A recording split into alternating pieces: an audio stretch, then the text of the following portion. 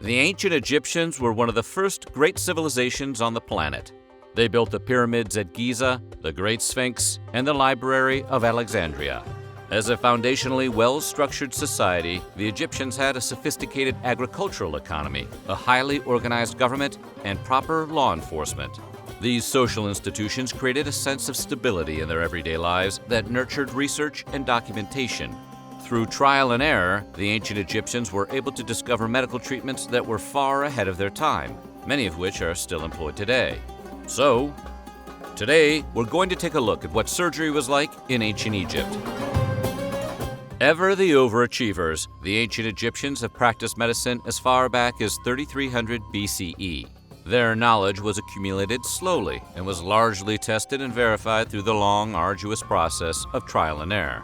They started fairly small, treating battle wounds, snake bites, scorpion stings, and other topical ailments. But as this body of knowledge began to build up, it eventually put them ahead of other civilizations in the same era, medically speaking at least. But despite all of the medical knowledge, the average life expectancy at the time was still just about 34 years in ancient Egypt.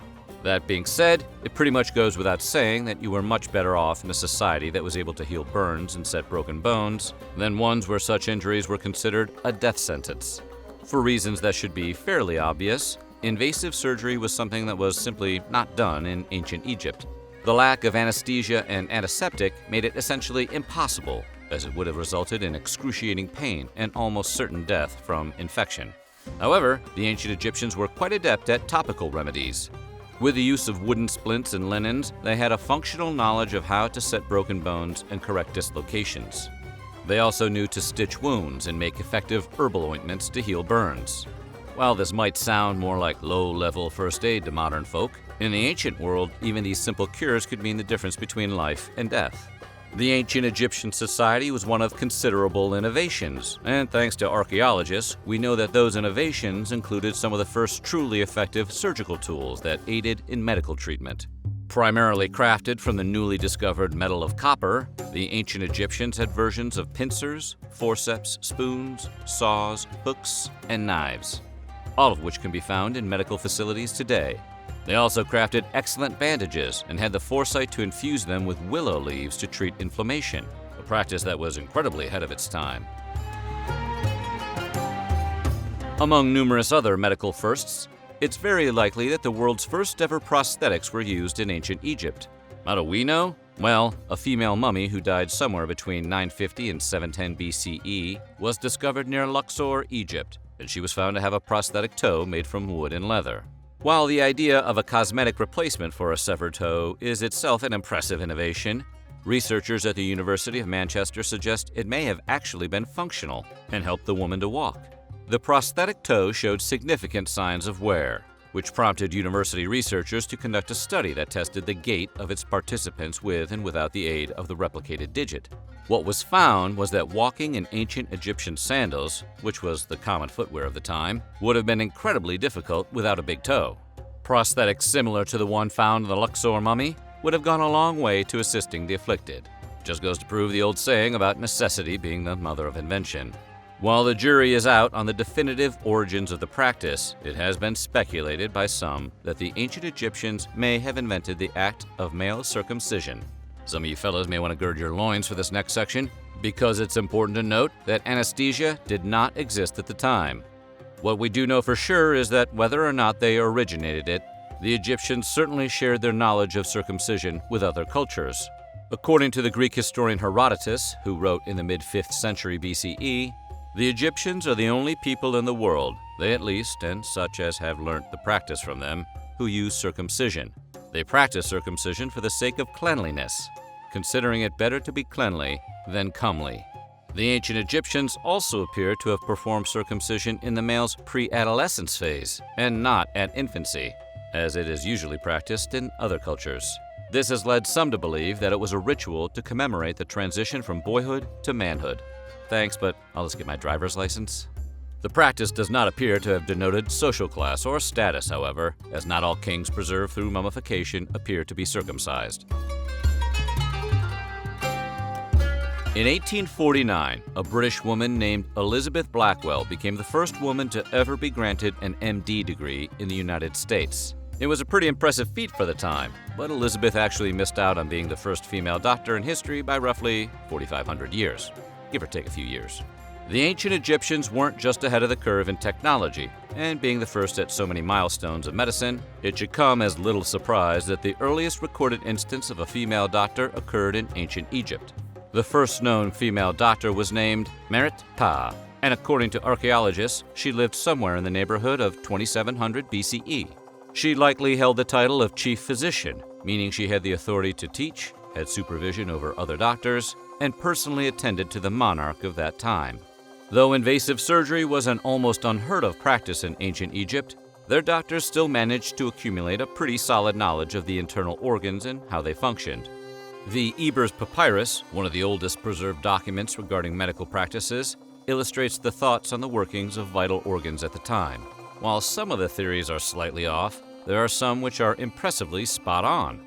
For starters, they knew a fair amount about the heart. In the words of the Ebers Papyrus, which we've slightly adapted into more modern terms, from the heart there are vessels to all four limbs, to every part of the body. Of the respiratory system, they knew that when we breathe in through our noses, the air enters our hearts and lungs, and then the entire belly. Close enough. They also had knowledge of the liver, which they believed is supplied with liquid and air via four vessels. When they overfill the liver with blood, they cause many diseases. And of course, because it's pretty hard to miss, they knew of the anus and had quite a few thoughts on it, including that the liquid and air that comes out of the anus comes from the vessels that exist in the arms and legs when they are overflowing with waste. Okay, so it's not exactly what you'd learn in a modern medical school, but it's still pretty impressive when you consider all of this was written down around 1550 BCE. Almost nobody really loves going to the dentist, but imagine having to go to the dentist in an era when dental care didn't really work. Well, that's exactly what the ancient Egyptians faced when they had tooth problems. For starters, the diet of the average ancient Egyptian was not exactly conducive to a great set of teeth. The tools used to grind food often left behind traces of sand and stone, which are naturally abrasive, and this often meant tooth loss at an early age. Now, the ancient Egyptians did have some remedies for these kinds of dental ailments, but they were fairly bizarre and typically painful. For example, according to the Ebers Papyrus, the treatment for a toothache was rubbing a powdered mixture of onion, cumin, and incense on a tooth. Now, if you're wondering how that promoted healing, it didn't. There are cases where the ancient Egyptians filled cavities with a mix of resin and a greenish mineral that contained copper and drilled into jawbones to drain abscesses of fluid. But curiously, the process of tooth extraction, which can be life-saving in cases of infection, was almost never used. If the ancient Egyptians are known for anything, it's the pyramids, the Sphinx, and their surprisingly sophisticated process of mummification, the latter of which has led to an understanding of how they functioned as a society and how they viewed public health. The mummification procedure was an incredibly invasive one that involved thorough dissection to remove moisture from the body. The process included the removal of brain tissue through the nostril via a gruesome hook implement, and that being the case, the priests who performed the sacred act got a fairly up-close and personal look at the internal organs of the human beings they prepped for the afterlife. Curiously, the knowledge gleaned from mummification was not employed for any medical use. While nobody knows exactly why these areas were so discreet, a strong possible explanation is that priests and doctors of the time simply did not operate in the same circles, so the communication just wasn't there. It's been regarded as a strange oversight for a civilization that practiced such thorough documentation. Though the ancient Egyptians used many legitimate medical remedies, the primary method of care still relied heavily on magic. You see, they believed that all diseases had supernatural causes. That being said, they assumed that healing also logically relied on the supernatural as well. So, medical treatment often came with a spell that was believed to aid recovery. One example of this would be a remedy for whooping cough. The medical treatment would consist of a grounded roasted mouse mixed into milk, followed by the magical aid of a lullaby that drove off evil spirits. It sounds like it would be a disaster, but archaeologists have found evidence of the effectiveness of such treatments.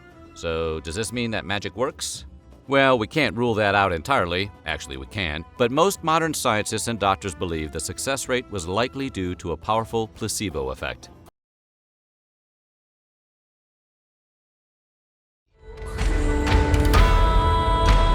While no one knows who Nefertiti's parents were, there are several theories. The most commonly accepted holds that she was the daughter of a top Egyptian advisor named Ai, who himself would go on to become pharaoh after the death of King Tut. Another less accepted take holds that she may have been Akhenaten's sister or cousin. Indeed, like many of history's royal families, it wasn't uncommon for Egyptian rulers to marry their siblings or extended family members. Yet another theory holds that Nefertiti was a Mitanni princess named Tarukipa. The name Nefertiti means the beautiful woman has come, which might suggest a foreign origin. Like the others, however, this theory can't be proven and raises as many questions as it answers.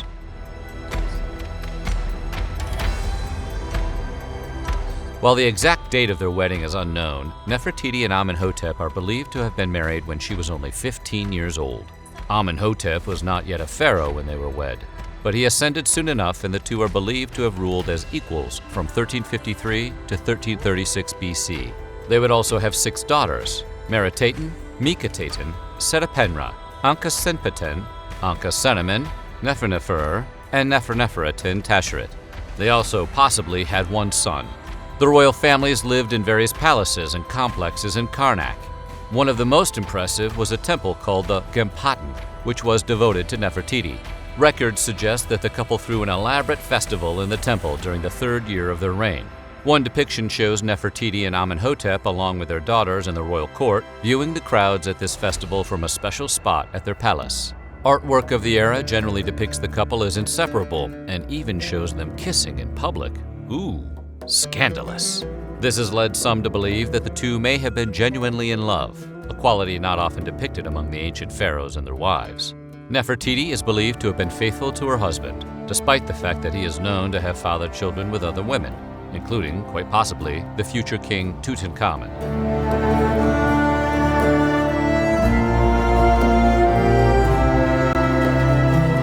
During her reign, Nefertiti held many titles: Hereditary Princess, Great of Praises, Lady of Grace, Sweet of Love, Lady of the Two Lands, and Mistress of Upper and Lower Egypt, just to name a few. Inscriptions about her describe a queen who was in charge of and heavily involved in all aspects of the royal court. She also held the rank of high priestess, which meant that the faithful could gain access to the god Aten through her. This made her central to religious practices as well. But one of the most unique and interesting facts about Nefertiti is that contemporary art depicted her wearing a pharaoh's crown. This has led some archaeologists to theorize that she may have had the powers of a pharaoh and been seen as an actual equal to her husband. In fact, it's possible that after the death of Akhenaten and prior to the reign of Tutankhamun, Nefertiti herself ruled as a sole pharaoh under the name Neferneferutin. Interestingly, Nefertiti may have been a hands-on kind of boss. Among the countless illustrations of the famous queen that appear on the walls of ancient tombs is one that depicts her about to strike a foreign prisoner with some kind of weapon. This raises the possibility that one of the most powerful women in Egypt, the co-pharaoh and direct female conduit to Aten, may have also acted as a royal enforcer. Of course, it's also conceivable that she just enjoyed beating up prisoners.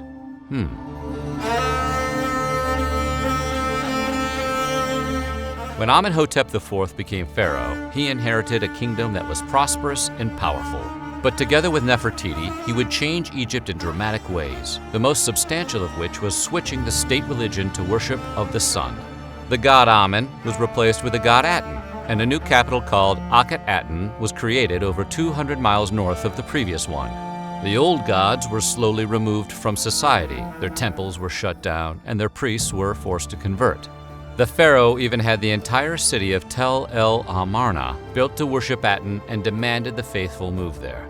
To underscore the importance of the new religion, the ruling couple even changed their own names. Amenhotep became Akhenaten, and Nefertiti became Neferneferuaten Nefertiti, which meant beautiful are the beauties of Aten, a beautiful woman has come. Finally, to shore up their own power, they designated themselves the only 2 priests of Aten. None of this is believed to have been very popular with the people of Egypt, but defying the pharaoh was a quick way of getting oneself killed, so most went along with it. Over time, however, Akhenaten became intolerant of old religions and other beliefs and began a long, expensive campaign to destroy them. The kingdom sank into debt and turmoil. Things probably would have gotten a lot worse, but luckily for the people, Akhenaten died before things spun completely out of control.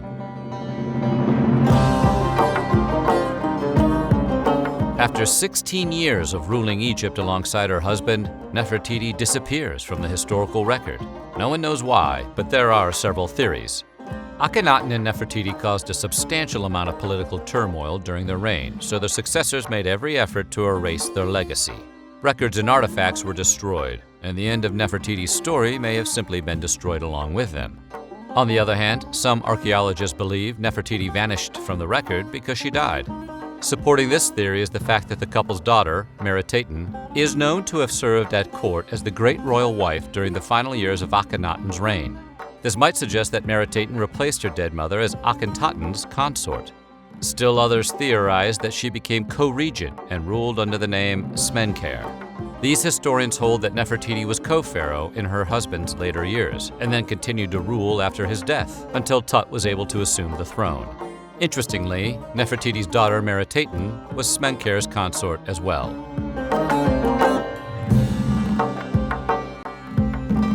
When the tomb of King Imhotep II was excavated in 1898, 3 mysterious mummies were discovered behind a hidden wall. Located in the Valley of the Kings, the tomb was found to contain the mummy of the king as well as a young lady who archaeologists suspected of being Nefertiti. Over a century later, in 2010, Zahi Hawass, who is Egypt's Minister of State for Antiquities Affairs, announced the results of a series of DNA tests that he said proved the mummy, known as the Younger Lady, was actually Akhenaten's sister. But that wasn't all. The test also showed the Younger Lady was the mother of King Tut. The matter seemed settled until 2013, when French Egyptologist Marc Gabold disputed Hawass's conclusions. Gabold claimed the mummy of the Younger Lady was in fact Nefertiti. If correct, this would mean that Tut was Nefertiti's son.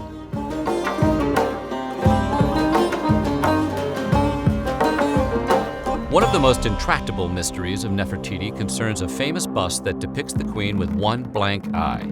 It's a strange artistic choice for a sculpture of a person whose name literally refers to her beauty, and its meaning has been debated since the bust was first discovered. One theory is that the queen may have possessed a natural fold of skin over her eye, something that was not uncommon in Egypt at the time. Alternatively, the blank eye could have been meant as an insult, or might even be nothing more than accidental damage to a bust that once had both eyes. The most romantic theory, however, concerns the sculptor, whose name was Thutmose. Some believe that he fell in love with Nefertiti, but after she refused him, he decided to leave the eye blank as a symbol of her inability to see the nature of his love.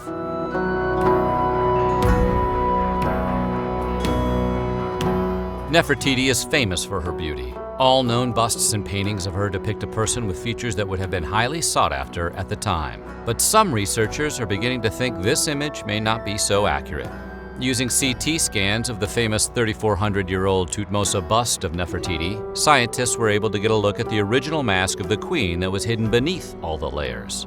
Differences noted include a bump on the ridge of the nose, wrinkles on the cheeks and near the corners of the mouth, and less depth at the corners of the eyelids. This has led some experts to conclude that the royal sculptor used his vast skills to create an idealized version of the queen.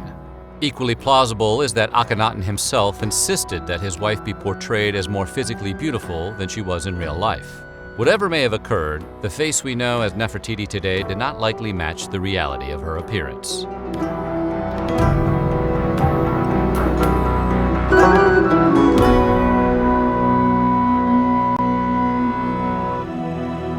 In 1912, German archaeologists excavated the famous Thutmose bust of Nefertiti and took it with them back to Germany under a license from the Egyptian government. How they got that license is a bit of a mystery, though. At the time, the country was dominated by the Ottoman Empire, but was under British rule. Complicating the matter even further was that Egypt's Antiquities Department was being headed up by the French.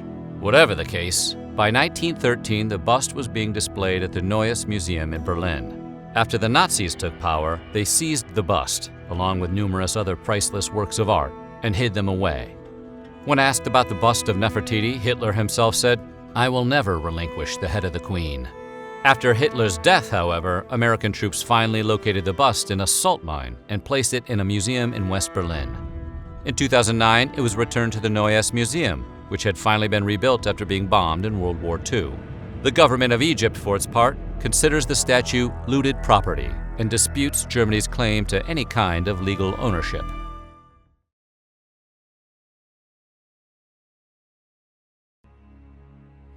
Born around 1341 BCE, Tutankhamun was the son of the powerful pharaoh Akhenaten. After his father died in 1334, two minor kings reigned over Egypt until Tut was old enough to take the throne. That finally happened in 1332, and Tut ruled for roughly the next 8 or 9 years. Tut's chief accomplishment is considered to be his act of restoring Egypt to the polytheistic world of the god Amun. His father had converted the whole kingdom to Atenism, a monotheistic religion centered on the cult of the god Aten. But it didn't turn out to be a particularly popular move. Tut died in 1323, at only 19 years old. He was buried in a hastily built, though still ornately decorated tomb, which was eventually forgotten. That would have been the end of his story, but in 1922, British researcher Howard Carter rediscovered the tomb. The media coverage of the treasures he found inside would make the obscure young pharaoh one of the most famous rulers in world history.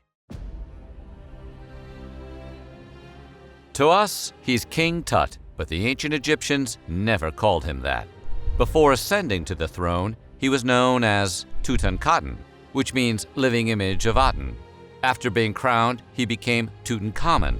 Amun, also known as Amun-Ra, was the chief deity of Egyptian mythology, which means that this name change applied a pretty significant promotion for Tut. But those names were just the tip of the iceberg. Tut was also known by a variety of other monikers that reflected various aspects of the divine role he assumed as pharaoh. Some of these other names included, well, I'm not even going to attempt these names. Imagine trying to order a drink at Starbucks with one of those names. As with European ruling families of the 19th century, incest was common among Egyptian royalty. Keeping noble bloodlines pure was a big priority, and to that end, it is generally believed that Tut's parents were brother and sister. In fact, tests were performed on Tut's mitochondrial DNA by the Institute for Mummies in Iceland, which sounds like something I would be streaming late night on Netflix, but is actually a research group from Italy. Inherited from only the mother, this DNA revealed that Tut's mom was the genetic sister of the pharaoh Akhenaten, who was known to be Tut's father. However, despite the DNA evidence, historians aren't really sure who Tut's mother actually was. Some believe she was the famous Queen Nefertiti, who was one of Akhenaten's wives. But without new evidence, there's just no way to be sure. For now, in the technical language of Egyptian studies, she is only known as the Younger Lady, which is also something that might be in my queue to stream. Being a product of your family hooking up may have protected the royal family's bloodline in a social sense, but in a genetic sense, it was bad news. As a result of the practice, Tut had a number of prominent physical disfigurements. Contrary to the virile boy immortalized in his famous death mask, the real Tut probably had a severe overbite, a curved spine, a severely disfigured foot, extremely slim hips, a skewed face, and on top of all that, epilepsy. He also likely had pronounced breasts and lived most of his short life in extreme pain. Maybe not so good to be king. Tut had a severe clubfoot, which meant he needed help walking. This is backed up by the fact that over 100 different walking sticks and canes were found in his tomb. Along with them were special stools used for shooting with a bow and arrow. No one fully understood why Tut was buried with these implements until a virtual autopsy was performed and the clubfoot was revealed.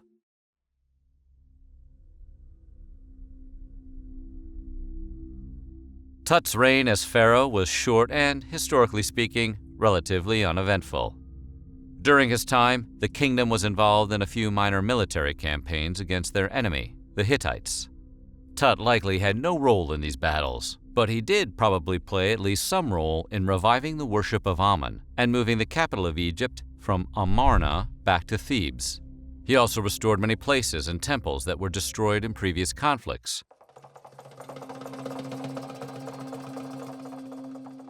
Tut was only 9 when he took the throne, so he needed strong advisors to help him make decisions. Luckily, he had them. The first of his powerful deputies was Horemheb, the commander-in-chief of the Egyptian army. The second was Grand Vizier Ai, an old soldier turned counselor who many suspect was the true power behind the throne. The theory is bolstered by the fact that I directly succeeded Tut as pharaoh after his death. However, I only reigned for 4 years before he died as well. I was succeeded by Horemheb, who subsequently did everything in his power to erase Akhenaten, Tut, and I from the historical record. Maybe he was angry about being initially passed over for the promotion. Good management relies on good communication, everybody. It's timeless advice. Tut was married shortly after ascending to the throne. As was the family tradition, his bride was a relative, his own half-sister, Ankhesenamun. She is believed to have been a few years older than Tut, but in truth, little is known about her. Like Tut, she was a child of Akhenaten and may have even been married to him. Her mother was likely Queen Nefertiti, who, if you recall, also might have been Tut's mom. For those of you keeping score, Tut's wife was definitely his half-sister, possibly his blood sister, and maybe his stepmom. But hey, family stuff, it's complicated. Among the other artifacts, Tut's tomb contained 2 small coffins which held the mummified remains of 2 babies, daughters who were likely twins. DNA analysis confirms they were the children of Tutankhamun and Ankhesenamun. Possibly due to inbreeding, one of the girls was found to have a severe spinal defect, and neither appear to have been born alive.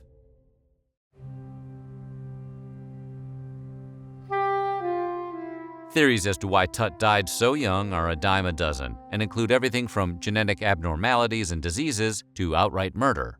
But a 2010 study found that the boy king probably perished from a malarial infection after he broke his leg. Elements of his genetics probably also had something to do with it, as they likely weakened his immune system, making him especially vulnerable to such conditions. Tut's brittle bones have led a number of experts to believe that he had been crushed, possibly in a chariot accident. However, a virtual autopsy conducted in 2014 found that most of the breaks occurred after the king was already in the afterlife.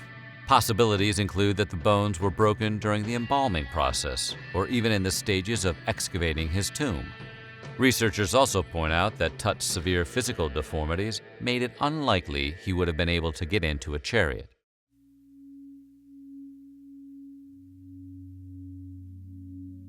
After Tut was gone, I continued the reforms that the boy king had initiated. The country returned to its worship of Amun, and the cult of Aten was discarded. However, no good deed goes unpunished. When I's successor Horemheb took power, he took it all a step further and began to outright purge all references to Aten, Akhenaten, Tut, and I from Egyptian history and architecture. Temples and monuments that referenced Aten or any of the kings in his line were destroyed. The capital was moved from Thebes to Memphis.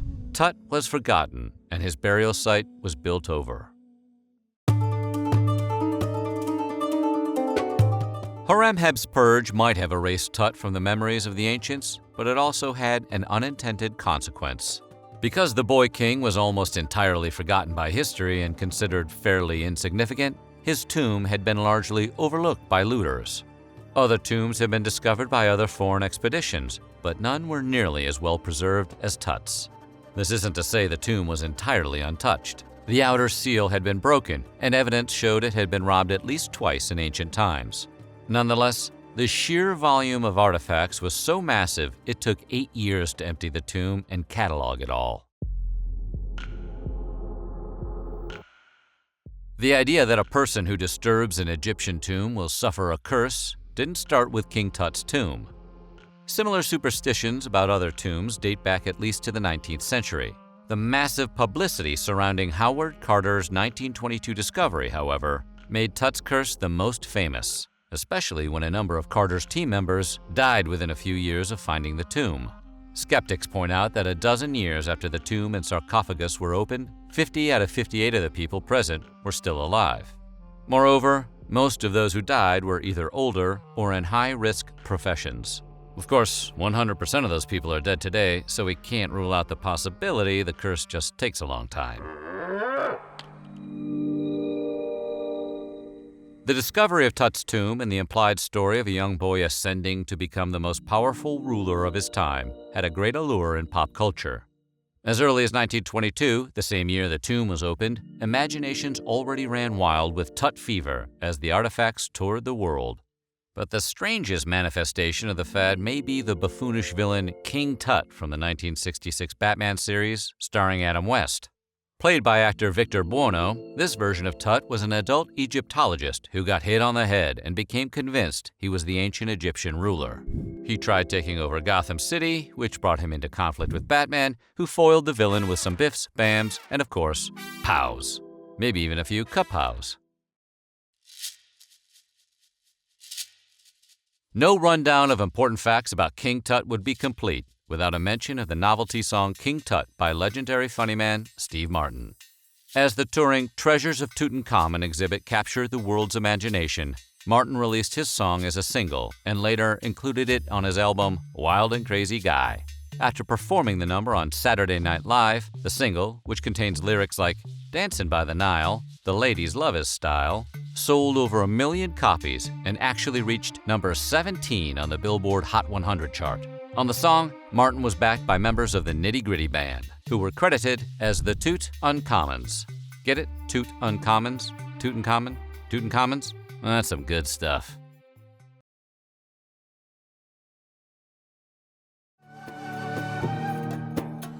For people who lived in ancient times, honey was probably nothing short of a miracle.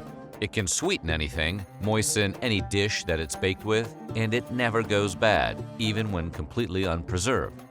As for the ancient Egyptians, they saw honey as nothing short of sacred. Honey, and the bees who made it, actually played a huge role in the religious and political life of ancient Egypt. In fact, the bee was the official symbol of the king of the Lower Egyptian Empire. But it wasn't just for the rich. Even the lower classes had some access to honey, which tells us that the Egyptians must have produced tons of honey. The ancient Egyptians knew that beer is an intoxicant, but to them it was also a source of nutrition and an essential part of everyone's diet, even children. It was also prescribed for dozens of ailments, as it was believed to confuse and expel the evil spirits that caused disease in a person's body. But nothing demonstrates the central place beer occupied in ancient Egyptian life quite like the fact that laborers were often paid for their work in beer. In fact, one of the reasons we know that the pyramids were not built solely by enslaved people is through records that show how much beer the laborers were being paid. Workers on the Giza Plateau, for example, were given 3 rations of beer every day as compensation for their efforts. Like many wealthy civilizations, Egypt had access to the best the ancient world had to offer. Back then, that meant luxury products like spices. The Egyptians made wide use of spices, such as cumin, coriander, and cinnamon. As with their other foods, each spice had a cultural or medical significance as well. Coriander, for example, represented romantic love and was considered to be something of an aphrodisiac.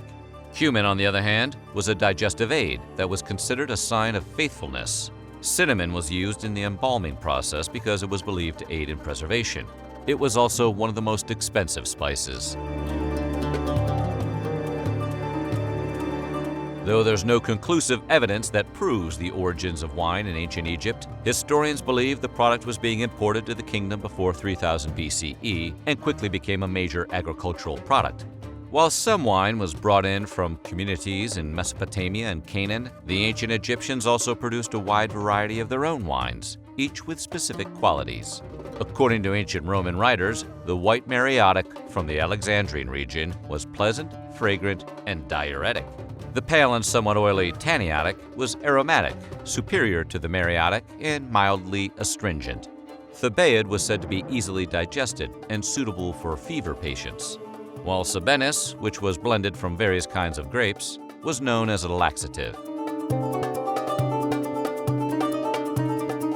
Once the basic process of making wine was discovered, the Egyptians dove into winemaking with a lot of enthusiasm. From there, it wasn't difficult to figure out how to make wine out of any fruit, with sufficient sugar or starch. Palm wine, for example, was made from the fermented sap of palm trees. Apparently, the stuff was good for more than just drinking, as it was also used as a cleanser during the embalming process. The ancient Egyptian fascination with wines didn't stop there, though, or anywhere really. Pomegranates, poppy seeds, carob trees, and the fruit of the peka tree were all fermented and used to produce wine. The ancient Egyptian moral universe was similar to many of today's religions, in that it was premised on the idea that good deeds would be rewarded in an afterlife. Many wealthier Egyptians would even make public displays of their charity, often by giving away bread to the poor. The bread was understood to be a symbol of hospitality in terms of both charity and spiritual offerings. Upon death, an ancient Egyptian's ka, which is roughly similar to the modern notion of the soul, continued on to the afterlife. To ensure its continued existence and ease of passage, regular food offerings would be made at the tombs of the departed. In the case of the pharaohs, these offerings would be directed to the statues and monuments they had erected. This was all taken so seriously that offerings were prohibited for lawbreakers and sinners as a form of legal punishment. The ancient Egyptians considered pigs to be unclean, but that didn't stop them from raising them. Poorer classes would eat pig fairly regularly, and during the era of the New Kingdom, they were quite common. Records even show some local officials of the time owned as many as 1,500 pigs at once. That's a pigsty. Why exactly pigs were considered unclean is a matter of some debate. One possible explanation is that the pig was one of the forms taken by the god Set, who was the god of chaos and the slayer of Osiris. As Egyptian theology developed, Set took on a more and more evil identity, and pigs were judged harshly on account of the association. On the other hand, it's also possible that pigs were considered unclean because they roll around in muck and dirt. As with most ancient societies, in Egypt, meat was a luxury most enjoyed by the rich. While the lush Nile Delta had its fair share of game, most of the meat eaten by the ancient Egyptians was from various forms of domesticated livestock, including sheep, goat, cow, and oryx antelopes. Meat was also used as an offering at temples and services. If it wasn't to be served immediately, meat could be preserved in a wide variety of manners, including brining, drying, salting, smoking, and making it into a fat and protein mixture known as pemmican. It's difficult to summarize the attitudes of ancient Egyptians on any one subject because their history lasted for so long and was divided into so many periods and dynasties. The empire consisted of many different people in vast geographical areas, and each had their own religious and cultural attitudes. Nowhere is this more evident than in the ancient Egyptians' view of fish. The Nile has a vast array of aquatic life, but due to various religious connections between certain species of fish and certain gods, things could get complicated. For example, some fish were considered to be holy or unholy, clean or unclean, fit for the wealthy or fit only for the poor. From the Greek historian Herodotus, we know that the eel was considered sacred in the late kingdom, as were carp, tilapia, and some species of perch. The most common form of poultry in ancient Egypt was the goose. They were domesticated and traded in all major cities and formed an essential part of the Egyptian diet. Duck was commonly served to both rich and poor. While they were considerably less common, there are also records that confirm the domestication of pheasants, pigeons, and even ostriches. The chicken arrived relatively late to the scene in ancient Egypt. They didn't get those until the Ptolemaic dynasty. Onions have a rich and diverse history, both as a food and as a metaphor in literary and spiritual texts. To the ancient Egyptians, the onion was sacred. While it was traded and consumed as a foodstuff, it was also seen as an important metaphor, with its concentric rings symbolizing the infinite circles of eternal life. This being the case, it's not surprising that onions were also involved in numerous religious and funerary rituals. They were painted on the inner walls of the pyramids, left on altars of the perished, and there's even evidence that the entombed pharaoh Ramses IV had onions placed into his eye sockets as symbols of his eternal life. Onions in the eyes. That'll make you cry. In ancient Egypt, it was customary to paint the best parts of a person's life on their tombs. These depictions have provided a great deal of evidence as to the kinds of parties wealthy Egyptians liked to have. And those folks, they knew how to throw a rager. While it's hard to know precisely what those parties were like, we do know that there was typically lavish entertainment in the forms of music, dancing, and sometimes even acrobatics. And of course, there was always food. According to Tour Egypt, these parties might serve rich dishes of butter and cheese, fattened fowl and beef, flavored with rosemary, cumin, garlic, parsley, cinnamon, and mustard, and sweetened with honey, figs, and other fruits. The controversial practice of force-feeding geese to make the delicious delicacy known as foie gras may have started in ancient Egypt. Actually, it's unlikely the ancient Egyptians were attempting to make some old-world equivalent of foie gras. They force-fed cattle as well as hyenas, and most historians believe that they were merely trying to stimulate the production of animal fat. The practice spread from Egypt to Greece, then from Greece to Rome, and has remained part of European cooking to this very day. While we don't know for sure whether the Egyptians consumed goose liver the way modern foie gras eaters do, force-feeding geese was important enough to be depicted on numerous wall reliefs over the course of the kingdom's history. Historians and archaeologists generally cite the transition from hunting and gathering to agriculture as one of the earliest major turning points in the history of human civilization. If early humans succeeded because of this transition, then it follows that the culture with the best access to agriculture would have an advantage when it came to building the most influential empire. The Nile Delta, with its incredible amounts of fish, game, fruits, and vegetables, provided the nutrition the ancient Egyptians required to build large, population-dense cities. This, in turn, might have led to increased specialization, and then to the scientific, cultural, and architectural breakthroughs for which ancient Egypt is known today.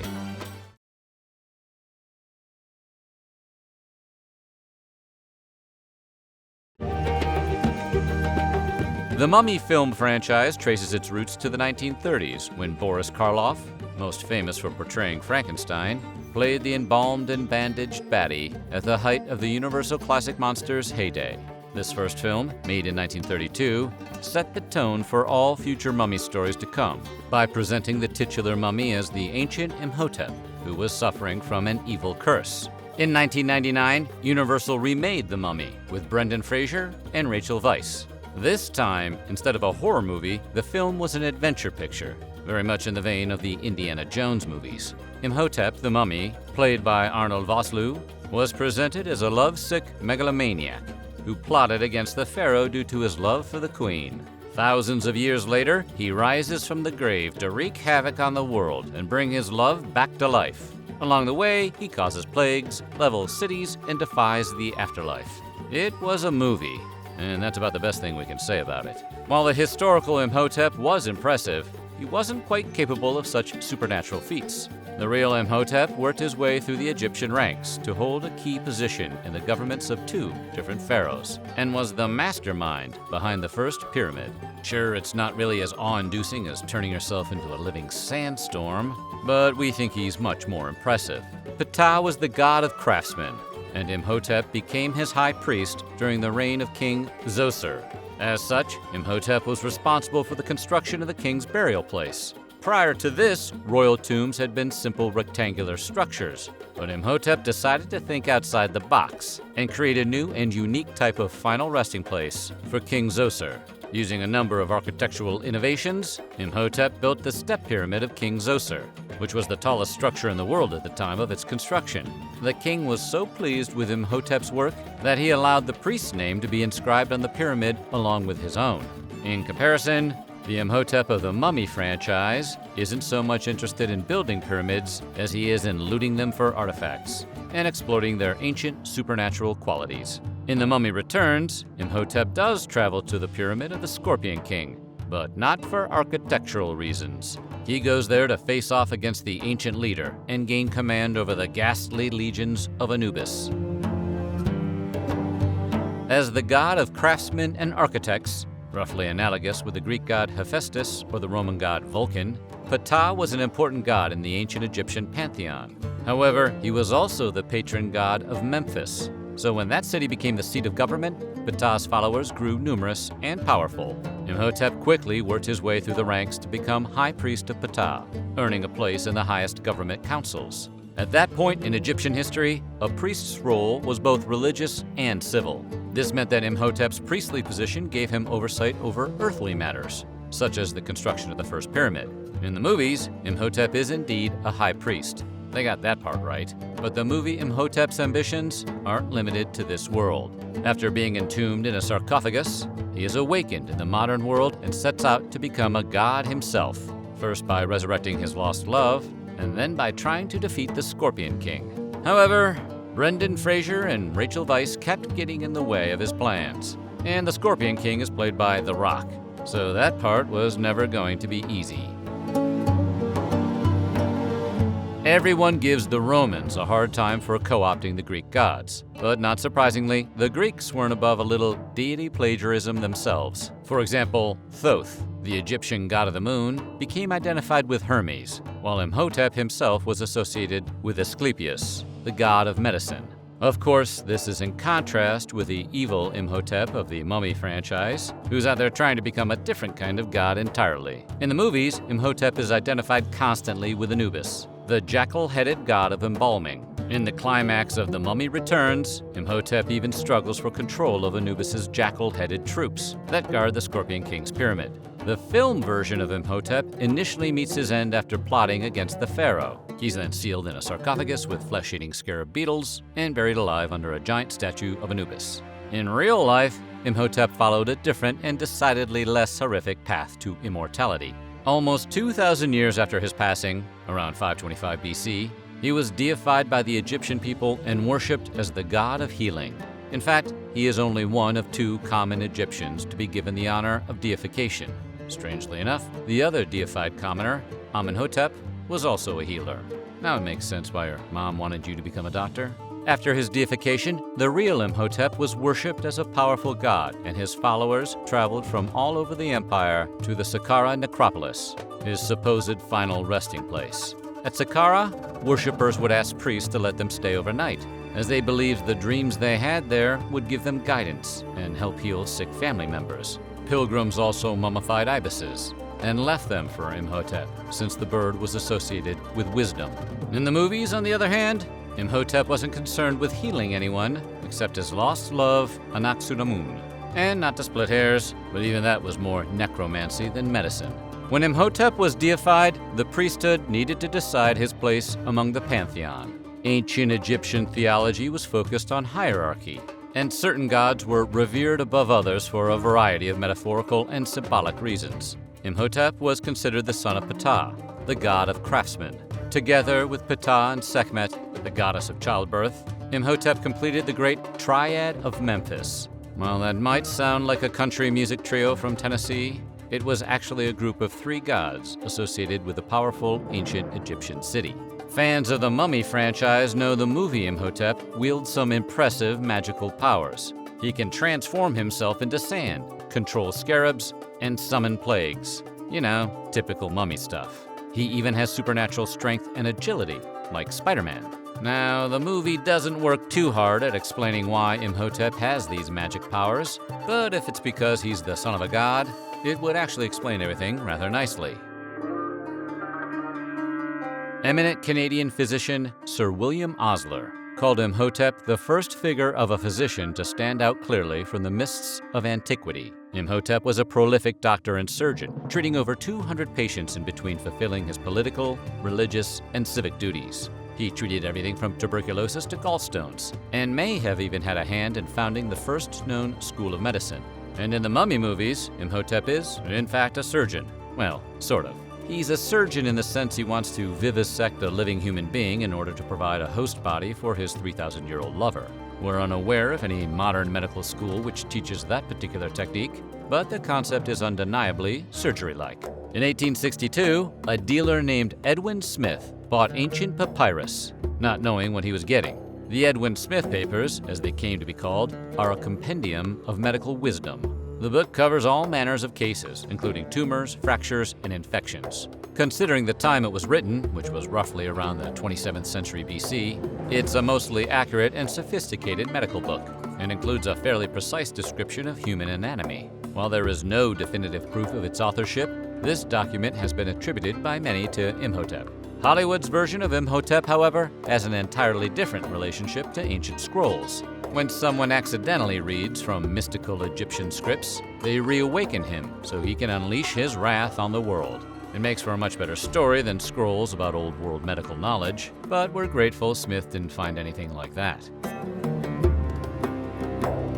During the reign of King Zoser, Egypt was struck by a 7-year famine. The king asked Imhotep to find a solution. Historians say Imhotep consulted ancient books and instructed the Egyptians to pray to Khnum, which allegedly alleviated the famine. However, we also know Imhotep created an irrigation system that allowed the fields to receive water even when the river was low. While the prayers boosted the people's confidence, the irrigation system may have been the real solution.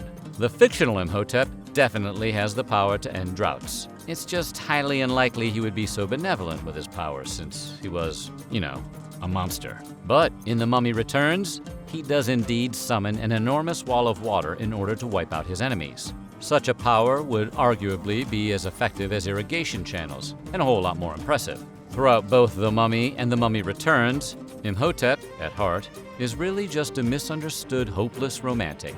In fact, everything he does in both films is motivated by his love for Anck-Su-Namun. The two of them conspire to take down the pharaoh, but their plot ultimately unravels. His love for her is so strong that when she abandons him at a critical moment in the film, Imhotep willingly throws himself into a chasm of hungry souls who tear him apart. Was it melodramatic and disgusting? Yes. Was it kind of sweet? Yeah, it kind of was. The real-life woman, however, lived in the 14th century BC, about 1,000 years after Imhotep's time. She was the wife of Tutankhamun and was reportedly highly devoted to her pharaoh. When Tutankhamun abruptly passed at the age of 18 or 19, Anck-Su-Namun became Queen of Egypt and ruled until her hand-picked successor took over. It was probably a better deal than being an object of fixation for an all-powerful, super-evil sorcerer mummy guy, but it wouldn't have made for nearly as exciting a movie.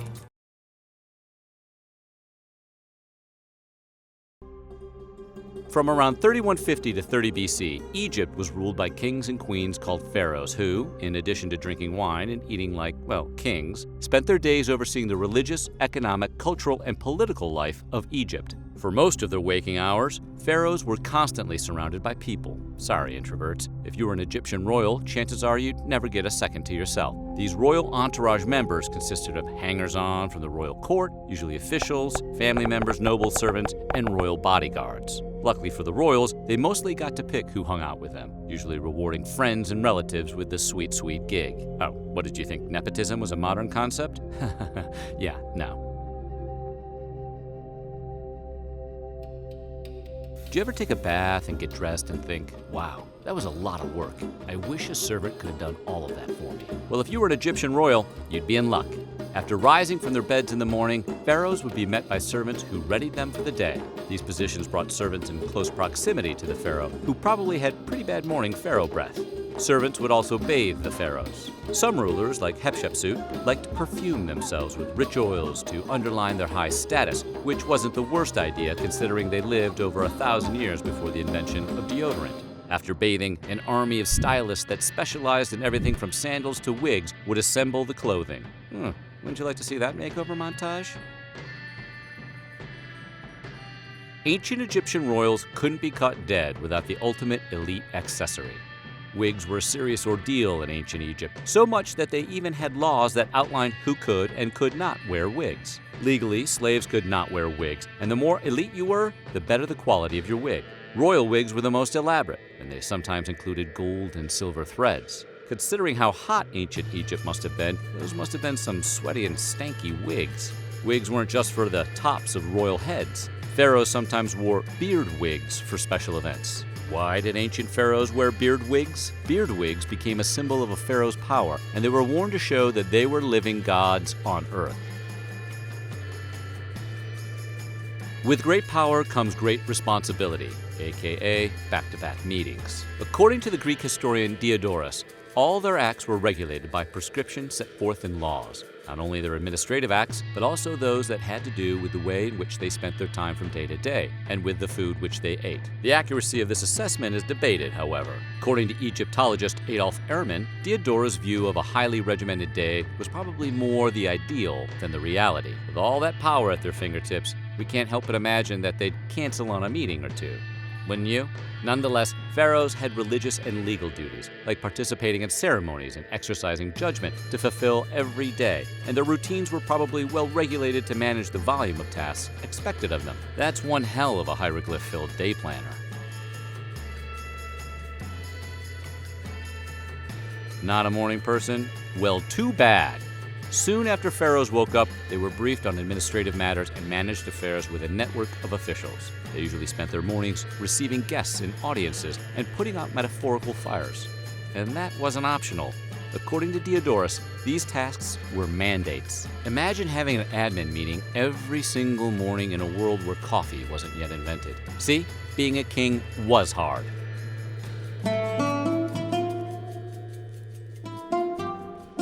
Limos or sports cars may not have been invented yet, but that doesn't mean pharaohs didn't travel in style. Ever heard of a sedan? No, not a four-door car, but the chair with long poles sticking out of it that allowed servants to lift it off the ground and carry you as you sat. Whenever pharaohs stepped out of the palace complex, they traveled in sedan chairs carried by servants. Sure, these ancient sedans may not seem as luxurious as a Ferrari, but they did have air conditioning in the form of royal fan bearers. A fan bearer's job could reflect a close personal relationship with the pharaoh himself, and it has been suggested that these fan bearers may have been part of the pharaoh's bodyguard. Sounds also like a good way to keep the guns toned while keeping guard.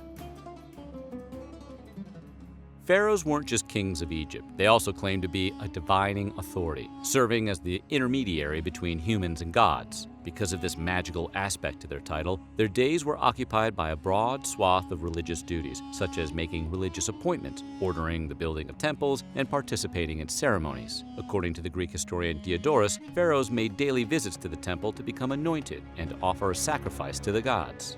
Sacrifices were probably symbolic and aimed to maintain order in the kingdom. Even if pharaohs were not always physically present at religious ceremonies and rituals, their statues in temples ensured that they were at least symbolically present. Did you ever wish you could skip a meeting? Just send a statue in your place. Being a member of royalty certainly had its perks. While Egyptian commoners mainly subsisted on bread, beer, vegetables, and fish, the royals enjoyed a more decadent diet. Royal banquets might include dishes like goose, bull, and fresh fruits like dates and figs. The royal court's alcohol of choice was wine, which was beyond the means of most Egyptians. Sounds like a good time to us. Wouldn't you love to chug some wine and get full of bull? While the vast majority of ancient Egyptians practiced monogamy, kings were allowed to have multiple wives, and oh boy, did they love flexing that bit of power. Male pharaohs had a great royal wife, or chief, highest-ranking wife, along with a number of lesser wives and concubines and harems. Those harems, according to author Charlotte Booth, demonstrated the wealth of the king. In other words, the bigger the harem, the wealthier the pharaoh. Being a member of the harem wasn't all sunshine and rainbows, especially considering the pharaoh could demand appointments with a given wife every night. Yikes. These relationships all but ensured the pharaohs generally had lots of kids. Ramses II, for example, is reputed to have fathered over 100 children by his wives and concubines. Considering his triple-digit amount of kids were in a different designated part of the palace, it's safe to say he wasn't the most hands-on father. They did, however, have access to tutors and nurses. Pharaohs might pass the time by traveling through the city and attracting large crowds of spectators along the way. Since pharaohs decided where temples would be built, they might also stop by a construction site. Though all pharaohs invested in construction projects, Ramses II in particular was a prolific builder. He used his building projects as a form of propaganda to proclaim his power. Pharaohs were both gods and real estate developers, a classic toxic power combo. Only royals could hunt big game like lions, though pharaohs sometimes allowed other elites to participate. Going on hunts wasn't a necessity. As kings, pharaohs had all the food they needed prepared for them, but it was a form of entertainment for king and court alike. And they didn't even need to have any hunting skills to do it. Sometimes a game master would pre-catch an animal for the king to dispatch. Cheating was okay if you were a pharaoh. But hunting wasn't just a way to blow off steam after a long day of pharaoh duties. Pharaohs used the royal hunt as a chance to demonstrate their strength and showcase, in scholar Peter Lacovero's words, the king's prowess in mastering the natural world. King Tutankhamun appears to have been no exception, and a scene in his burial tomb depicts the young king returning from an ostrich hunt. Pharaohs may have played up their connection to divinity, but the ancient Egyptian rulers were just as mortal as everybody else. In fact, Many of them were probably straight up unhealthy. Frequent intermarriage and incest produced shallow gene pools. King Tutankhamun, for example, probably suffered from genetic problems that gave him a limp. The royals' fatty, carb-heavy diets also took a toll. Pharaohs could be overweight, and many of them suffered from heart disease. Hatshepsut was likely diabetic and obese. These diet-related health problems were somewhat ironic, given Diodorus' claim that the royal family's whole diet was ordered with such continence that it had the appearance of having been drawn up not by a lawgiver, but by the most skilled of their physicians, with only their health in view. Or maybe the royals just had one too many cheat meals. Do you think your family has baggage? Try being an Egyptian royal. Sometimes a pharaoh's authority was challenged by members of his or her own family.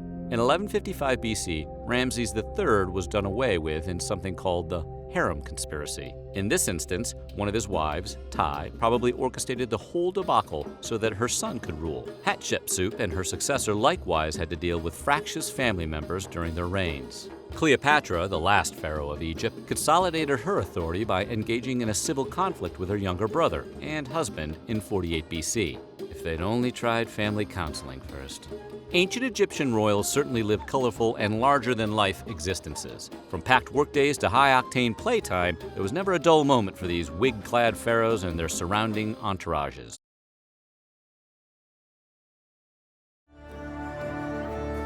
The pyramids of Giza were constructed over 4,000 years ago, so it's natural to assume the passage of time is why the methods behind their construction remain so mysterious. While that's partially true, scholars now believe that it's also likely the ancient Egyptians deliberately tried to conceal those methods. Egyptologist Kara Cooney points out that, as much as anything else, the pyramids were works of propaganda.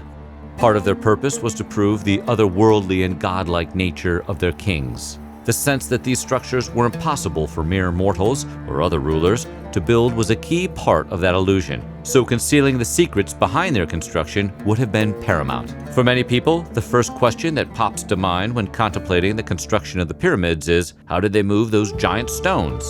The answer begins right in the quarries where the granite was taken from. The quarries were filled with natural obelisks of rock.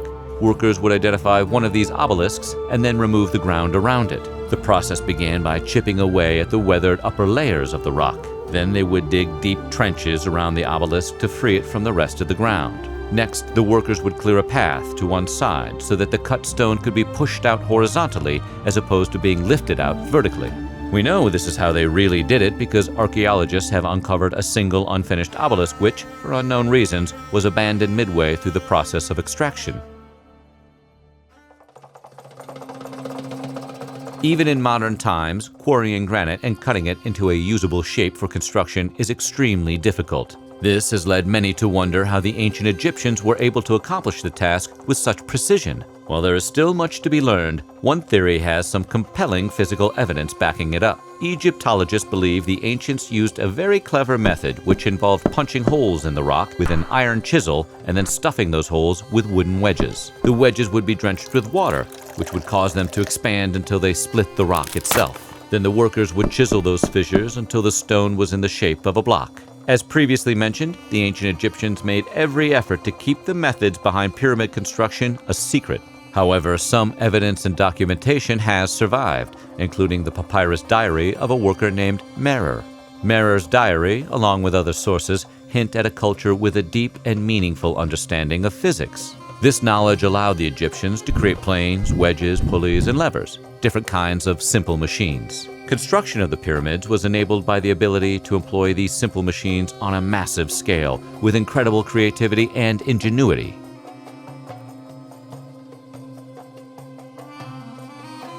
Once the massive obelisks were cut from the ground, the workers faced an even bigger challenge, getting the blocks out of the quarry.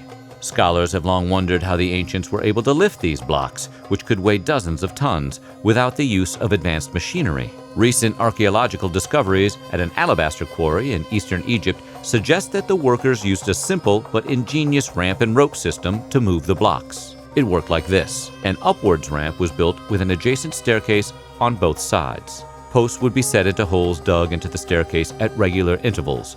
The block would then be placed on a flat sled. Finally, the workers would attach ropes to the block and pull them over the poles, using them as axles. The net effect was to cause the block to slide up the ramp. While it is important to note that this evidence comes from a quarry that was not used in the construction of the pyramids, it's still likely that the same methods and technologies were used. Quarrying the blocks was extremely difficult, and lifting them out of the quarries even more so. But those challenges were nothing compared to what came next, transporting the quarried blocks across miles of desert to the construction site at Giza. The task was daunting, but they figured out a way to make it easy by using toboggans. Yes, evidence shows that the ancient Egyptians used rudimentary sledges to move the massive stones across the sands. These sledges were simple, flat surfaces with upturned edges that could glide right over the dunes. Well, almost. The extreme weight of the blocks complicated the process by causing the sledges to dig into the sand. But once again, the ancients had a simple but effective solution to the problem: water. Living in the desert, the Egyptians had long known that wet sand was firmer and therefore able to carry a heavier load than dry sand. That being the case, the workers likely used water right out of the Nile River to wet the path ahead of them. This theory is based on a wall painting found in a tomb that shows the process in action. Previous scholars interpreted the water pouring as ceremonial, but later researchers suspected it might have had a more practical purpose. The method, which was eventually tested by researchers from the University of Amsterdam, was found to be very effective. The ability to drag granite blocks through the desert sands was necessary, but labor-intensive. In order to help ease certain stretches of the journey, the Egyptians probably installed fixed tracks in some areas. Archaeologists have found evidence of these tracks in several locations. Like everything else the builders did, the method was simple but effective. Round logs were laid down and used as rails for the granite blocks to slide along. Areas that required moving uphill were likely traversed with help from the same rope and pulley systems used in the quarries. These sites have also yielded traces of oils and animal fats, which scholars suspect were used as lubricants. While heavier stones needed to be moved over land, lighter blocks that were 15 tons or less were often floated to their destination. The papyrus diary of an Egyptian official involved in the process refers to a series of canals connected to the Nile that were used for precisely this purpose. The diary records that wooden boats lashed together with ropes would be used to ferry the blocks from their quarry in Tura to the plateau at Giza. While the designs of the canals were sophisticated enough to include artificial ports for loading and unloading, they only functioned during the summer when the Nile was flooded. Despite all of this information, there's still so much we don't know about the construction of the pyramids. One of those things is the design of the ramps that were used to pull granite blocks from quarries and elevate the blocks into place once they reached their final destination. Scientists have suggested numerous possibilities for the design of these ramps, from the incredibly simple to the surprisingly complex. Each of those suggestions have pros and cons, but in the absence of additional evidence turning up, there's no current basis on which to determine once and for all which might be right. Some of the best evidence we have about the ramp construction comes to us very recently via modern technology. A high-tech scanning process known as muography was used on the Great Pyramid of Giza. The scan detected a mysterious deep gap in the pyramid that some theorize is the remnant of a construction ramp that was used to build the pyramid from the inside out. Because the area is virtually inaccessible, archaeologists have not yet been able to examine it more closely. Questions still remain about how some of these lighter stones might have been moved when the Nile wasn't flooded, or for the construction of pyramids not located near water. Joseph West of Indiana State University has a guess. West theorizes that if the Egyptians attached 3 rods to each side of the blocks, 12 in total, it would transform the block into a dodecagon that could easily be rolled up the ramps. He tested his theory with an experiment which showed that the method not only worked, but significantly reduced the effort needed to move the large blocks around. How significantly? Enough so that a single person could push the block a considerable distance. However, while the concepts involved were known to the Egyptians, and their knowledge of physics made it plausible they could have figured it out, there is no direct evidence they used this method. Going back to the days of the Bible and Herodotus, it is believed that the pyramids were built on the backs of hundreds of thousands of slave laborers. Modern archaeologists, however, aren't so sure. Evidence gathered from the tombs of the workers suggests a fairly different scenario. First, there were far fewer workers than were previously believed. Rather than number in the hundreds of thousands, scholars now believe the number was closer to 10,000 or so. Moreover, those workers were clearly of a higher social status than that associated with slaves. Combined with the evidence of the technology and ingenuity used in the transportation of the materials and construction itself, Egyptologists now believe the workers who built the pyramids were highly skilled, creative artisans.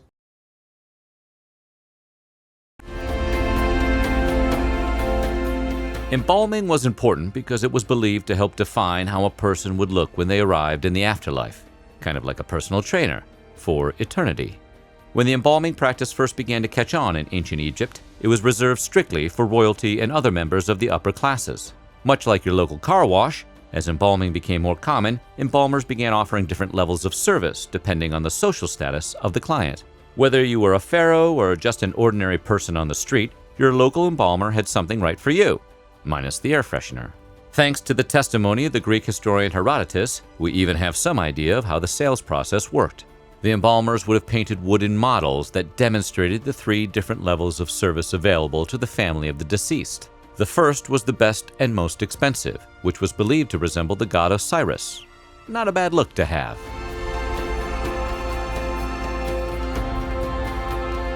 We know the ancient Egyptians called the structure where the embalming took place the good house, and the workshop itself the pure place. Historians and archaeologists had long believed that this good house was a tent or other temporary structure. It was erected near the prospective internment site, away from populated areas that might be bothered by the stench. However, an archaeological find at the Saqqara necropolis showed something slightly different. The dig uncovered an embalmer's workshop, which, as predicted, was adjacent to a communal internment site, but the structure was more permanent than had been previously imagined. Thanks once again to Herodotus, we know quite a bit about the process of embalming. Embalming would start by cleaning the body and removing the innards. Then the body would be covered in a salt called natron and left that way for 70 days. After the 70 days, the person would be washed and rolled in bands of fine linen, which were glued together with gum. It sounds pretty convincing, but archaeological discoveries and the works of other ancient writers make it clear that Herodotus left out a few steps. Similarly, a stela from the 6th century BC alludes to the process only taking 42 days, so we can assume there was some variability in how these things were done.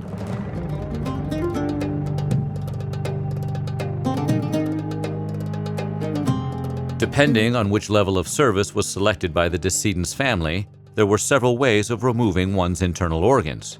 The high-end procedure started with taking out the brain. They would do this using a hook and yanking it through the nose, as one does when removing the brain. Next, they would remove everything in the torso, the lungs, stomach, liver, and intestines. The heart, however, which was believed to be the center of a person's soul, was left behind. The organs were then placed into jars, and the empty cavity was cleaned out with palm wine and spices, then filled with myrrh and cassia. Finally, the body was sewn back together. The mid-level procedure for those, as Herodotus said, wished to avoid great cost, was a little different. Embalmers would fill the belly using syringes of cedarwood oil. The physical being would then be left for several days for the oil to dissolve their internal organs. Finally, the oil would be drained, emptying out the body's interior. Between this and the use of natron salt on the flesh, the body would be reduced to skin and bones and then returned to the family. What a treat for them! The lowest level procedure consisted of simply cleaning out the belly and treating the skin with natron for the requisite 70 days. After that, the body was returned.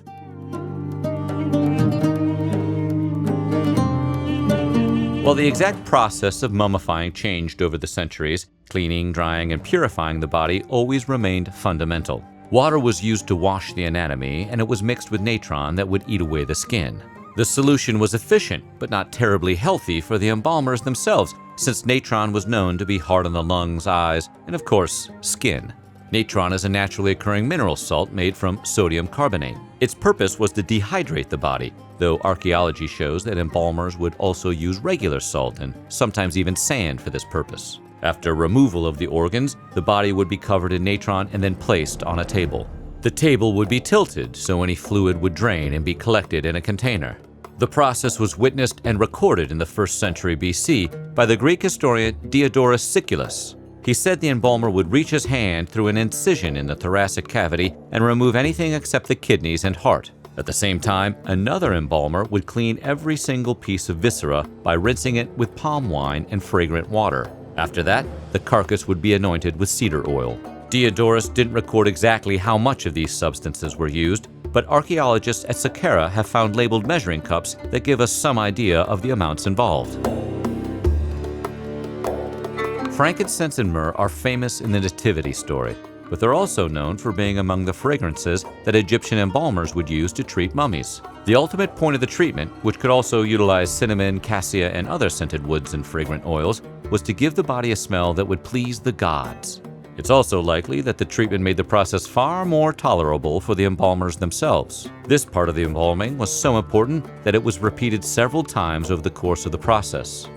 The first time would be directly after the removal of the brain, when a mixture of wax, scented oil, and resin would be poured into the skull to preserve its shape. Later, the body would be massaged with juniper oil, beeswax, wine, spices, and milk. Finally, the body would be covered in oil from shoulders to feet during a ceremony known as the opening of the mouth, when the mouth would be reopened so the individual could eat in the afterlife. The condition of the mummy would determine how an individual looked in the afterlife, and it was important to be recognizable in the afterlife. Therefore, it was important that embalmers be able to ensure an embalmed person would resemble its pre-dehydrated appearance. To do this, the workers would wait until the hide was sufficiently dried out and then remove the natron. It was then cleaned and its cavities would be stuffed with sawdust, linen, and sand. Scented oils and resins might also be included in the stuffing. This was all a bit of an art form, and it wasn't always done well. For example, Queen Henataway of the 19th dynasty was so overstuffed her body was out of proportion and her cheeks literally burst. Similarly, those mummified could be easily damaged if not correctly handled. A set of ancient instructions cautioned workers to beware of turning the body upside down onto its abdomen or face, warning, "The body is filled with medicinal materials, and the gods which are within the abdomen might be displaced from their position." Thanks to Hollywood movies, the popular image of the Egyptian mummy is of a body carefully wrapped in strips of linen. According to Herodotus, the most expensive form of embalming came with such a wrapping, which would be applied after the body had been drying for 70 days. The cranium and limbs were typically wrapped first, and the material would be applied in layers so as to preserve the shape of the body. However, second and third tier embalmings did not include the professional wrapping. The mummy would be returned to its family after being dried, and the family would have to do the wrapping themselves. Royalty was typically wrapped in high-quality textiles, but the most common material used for mummy wrapping was linen. Second and third tier bodies were likely to be wrapped in their own garments or leftover household items. Mummies were often wrapped with amulets that bore sacred symbols which were associated with specific gods, like Osiris. Royal mummies were often decorated with jewels and precious metals. Once wrapped, the body would be dipped in resin, at which point paint, burial masks, and inscriptions could be added.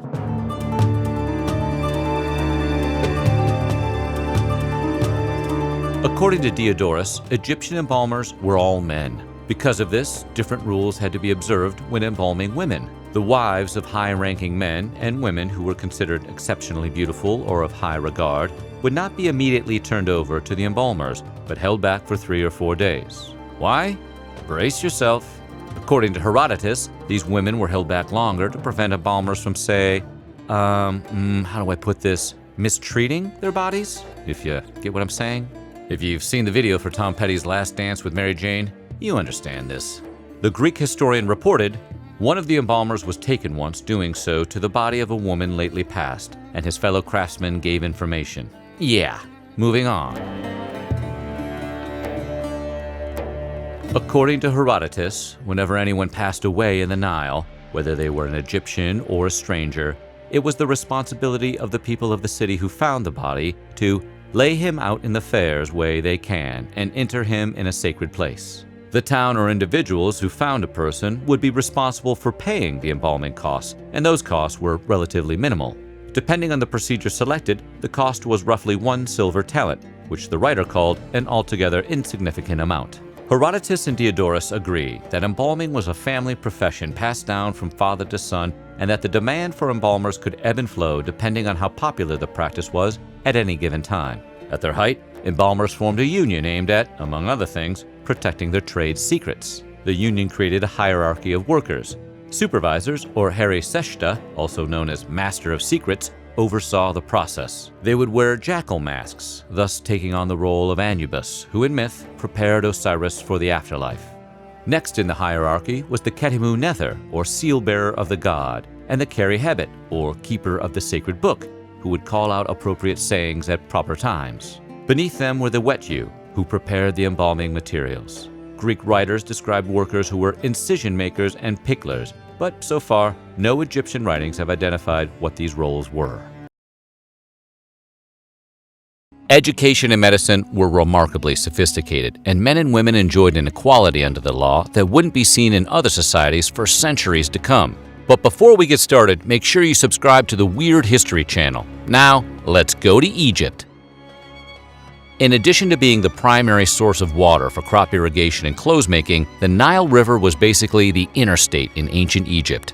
Both the lower and upper class alike traveled along it in simple skiffs and wooden boats to get from place to place. It was also used to transport the heavy stone blocks used to build the pyramids and to ferry the bodies of dead nobles in elaborate funeral processions. But rather than having to keep an eye on their speed and watch for state troopers, the Egyptians had to constantly be on guard against hippo and crocodile attacks. The pharaoh Menes was killed by a hippo while traveling on the Nile, and it's been suggested that a hippo may have maimed King Tut in a similar attack, leading to his premature death. Insert hungry, hungry hippos joke here. Beer making was first recorded 18,000 years ago in ancient Egypt. Like my Uncle Gilbert, Egyptians loved beer. Beer was considered a staple meal, which is why both children and adults drank it, and wages were paid in brewable grain. That said, beer in ancient Egypt wasn't like the stuff you order by the glass at the local pub. It was more like a thick, sweet soup with a lower alcohol content, so you could have a bowl or two for dinner without getting into a drunken fistfight with a hippo. Despite what you may have assumed, ancient Egyptians practiced a number of advanced medical fields, including dentistry, gynecology, surgery, and even autopsy, although maybe that last one isn't too surprising to anyone. Medical procedures were a mix between medical treatment and religious ceremony, but weren't restricted to the upper class. Healthcare was apparently available to everyone, including slaves. And hygiene was a big deal in ancient Egypt because the Egyptians had realized that walking around with a 3-inch layer of sweat-ripened filth clinging to your skin was a petri dish for disease. As a result, they bathed constantly, using soap made from salt and animal and vegetable oils, and it was commonplace for both men and women to completely shave off all their body hair, even the hair on their heads. The Egyptians also made fragrances. Perfumes brewed from lily, myrrh, and cardamom were common, and they may have even created the first deodorant using a mixture of citrus and cinnamon. We call that scent breakfast.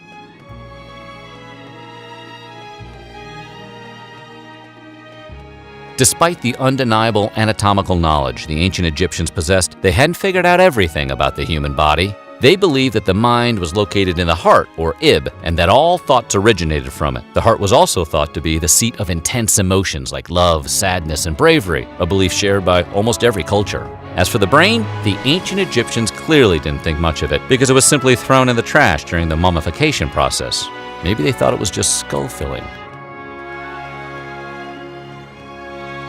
The judicial system in ancient Egypt was split between two courts, the Kenbet and the Great Kenbet. The lower Kenbet basically dealt with misdemeanors, while the Great Kenbet was reserved for serious crimes like robbery and murder. Typically, the pharaoh's vizier ruled over each case, with ultimate judgment coming from the pharaoh himself, but in especially complicated cases, the courts would defer to the wills of the oracles, or since the oracles never bothered to show up, the statues of the oracles. In these cases, both the prosecution and the defense teams would write out their arguments on a slip of paper and place them on opposite sides of the street. Whichever direction the statues appeared to lean more towards was declared the winner, and the defendant was judged accordingly. That is the most elaborately arbitrary system of justice ever. As we mentioned earlier, gynecology was a medical field present in ancient Egypt, but much like the heart and brain debate, the ancient Egyptians hadn't quite worked out all the kinks yet. They knew that sex led to childbirth, but they believed the womb was connected to the alimentary canal, the path that carries the food from your mouth to your anus. So in order to test whether or not a woman was fertile, a clove of garlic was inserted into a woman's hoo-hoo, and if the garlic could be smelled on her breath, it meant she was able to bear children. If the garlic couldn't be smelled, that meant there was some kind of blockage or obstruction, and kids were out of the picture. While garlic is a fine ingredient in penne pasta, we cannot recommend its use in this scenario. Board games were a popular pastime in ancient Egypt, and easily the most popular one was a game called Senet. Senet was played on an elongated chess-style board, with each player rolling dice or throwing sticks to move their pieces. Senet was so popular that paintings of Nefertiti playing the game have been discovered on ancient temple walls. Archaeologists have yet to discover evidence of anyone playing Hungry, Hungry Hippos. That game just hit too close to home. In modern cultures, male infants are circumcised at birth, but in ancient Egypt, it was seen as more of a rite of passage into manhood, and as such, it wasn't performed until much later. There are temple paintings depicting priests performing the procedure on boys in their mid to late teens, in case you were wondering whether or not nightmares existed in ancient Egypt. History is unclear about the cultural significance of circumcision in ancient Egypt. For instance, most pharaohs were circumcised, but the procedure was also done to humiliate captives and mark slaves. Confusing. Makeup was ubiquitous in ancient Egypt. Men were not afraid to dip into the mid-2000s Pete Wentz catalog to wear some pretty amazing guyliner. The eye makeup was made from grinding lead ores into a substance called kohl to produce what was essentially lead paint. The makeup used by ancient Egyptians was high in nitric oxide, which boosts the immune system and helps fight off disease. So the eyeliner might have had the added effect of protecting the eye from infections while hopefully balancing out that whole lead poisoning thing.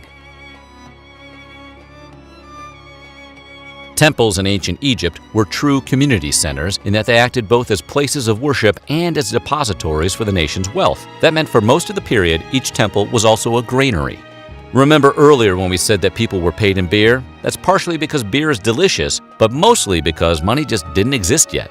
Coinage didn't appear in Egypt until much later, which meant grain was the currency everyone used. Administrators at each temple would dole out grain accordingly to pay everyone's wages, with a low-income job bringing home about 10 loaves of bread and 2 jugs of beer. Despite living next to one of the mightiest rivers in the world, people in ancient Egypt didn't eat much fish. In fact, they ate very little meat at all. The ancient Egyptian diet consisted mostly of wheat and barley, which makes complete sense when the majority of your population is paid in bread and beer. Fruits and vegetables such as celery, dates, pomegranates, and of course garlic were also plentiful, and even though meat wasn't common, it was still occasionally enjoyed during festivals. Or if you were rich, pretty much whenever you felt like having a steak. If you've ever lived close to the equator or watched Miami Vice in the 80s, you're familiar with the appeal of linen clothing. Linen is specifically good for hot weather because it's a thin, breathable fabric that feels cool to the touch, and the ancient Egyptians made plenty of it. Linen was made by picking flax plants from the banks of the Nile and spinning them into threads that could be then woven into cloth. In addition to simply being a practical garment for the desert climate, the fabric was also a symbol of status. The finer the weave and the lighter the color, the more important you were in the social hierarchy.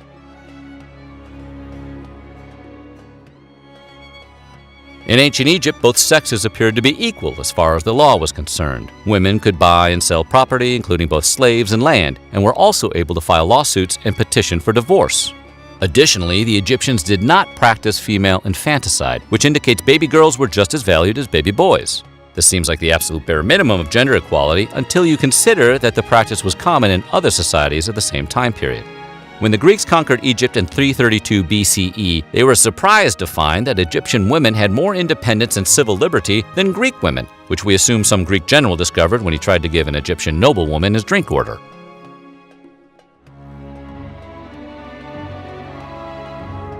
Education was a privilege exclusively reserved for the children of upper-class citizens. Students studied a variety of subjects that more or less resembled a modern curriculum, including reading and writing, mathematics, history, science, and medicine. The wealthiest kids, such as the pharaoh's sons and the sons of nobility, went to the prince's school. But scholarships did exist that allowed certain exceptional lower-class students to attend. It's unclear whether the scholarship was awarded in beer. Ancient Egypt was surprisingly modern in several ways, allowing its citizens to lead lives not totally unrecognizable from the ones we lead today. Would you like to live or walk like an Egyptian? Let us know in the comments below and check out some of these other videos of our weird history.